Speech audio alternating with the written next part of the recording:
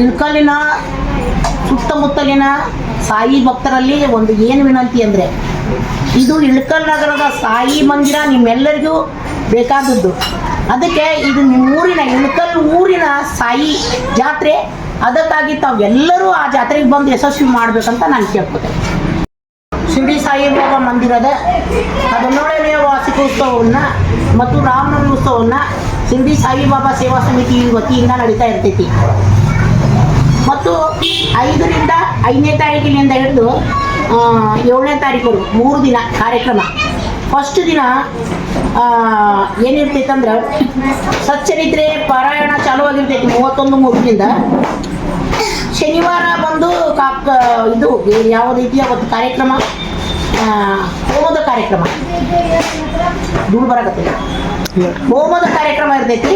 ಹೋಮ ಕಾರ್ಯಕ್ರಮದ ಬೆಳಿಗ್ಗೆ 5:30 ಕಾಕಡ ಆರತಿ, ಮಧ್ಯಾಹ್ನ 6 ಗಂಟೆಗೆ ಪಂಚಾಮೃತ, 10:30ಕ್ಕೆ ಗಣಹೋಮ, ಗಾಯತ್ರಿ ಹೋಮ ಮತ್ತು ನವಗ್ರಹ ಹೋಮ ಇರ್ತೈತಿ. ಮಧ್ಯಾಹ್ನ 12ಕ್ಕೆ ಆರತಿ ಪಂಚಾರತಿ ಇರ್ತೈತಿ. 12:30ಕ್ಕೆ ಮಹಾಪ್ರಸಾದ, 5:30ಕ್ಕೆ ಧೂಪದ ಆರತಿ, 9 ಗಂಟೆಗೆ ಶನೈ ಆರತಿ. ಅವತ್ತಿನ ಕಾರ್ಯಕ್ರಮ ಕ್ಲೋಸ್. ಇವತ್ತು ರವಿವಾರ 6/4/2025 17ನೇ ವಾರ್ಷಿಕೋತ್ಸವವನ್ನು ಕಾಕಡ ಆರತಿಯೊಂದಿಗೆ ಪ್ರಾರಂಭವಾಗ್ತೈತಿ 5:30ಕ್ಕೆ. ಆಮೇಲೆ ಪಂಚಾಮೃತ ಚಾಲು ಆಗುತ್ತೆ 9:30ಕ್ಕೆ. ದುರ್ಗಾದೇವಿ ನಗರ ಬಡಾವಣೆಯಿಂದ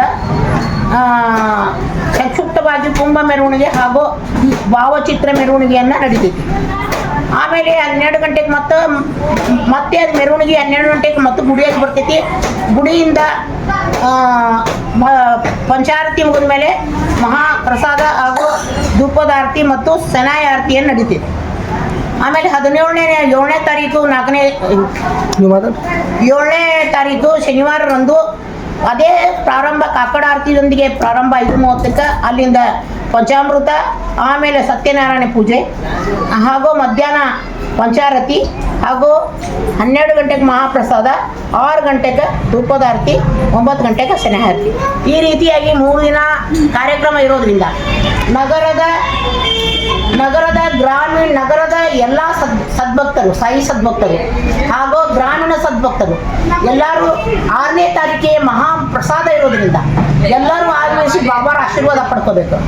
ಇದಕ್ಕೆ ನಮ್ಮ ಸೇವಾ ಸಮಿತಿ ಕೂಡ ಭಾಳ ರೀತಿಯಿಂದ ಅವರು ನೀವು ಮಾತಾಡ್ರಿ ಅಂತ ಹೇಳಿದ್ರು. ಅವ್ರ ಪರವಾಗಿ ಅವ್ರ ಎಲ್ಲ ಪರವಾಗಿ ನಾನು ಮಾತಾಡೀನಿ. ಎಲ್ಲರ ಪರವಾಗಿ ನಾನು ಈ ಸದ್ಯಕ್ಕೆ ಈ ಒಂದು ಮಾತಾಡೀನಿ.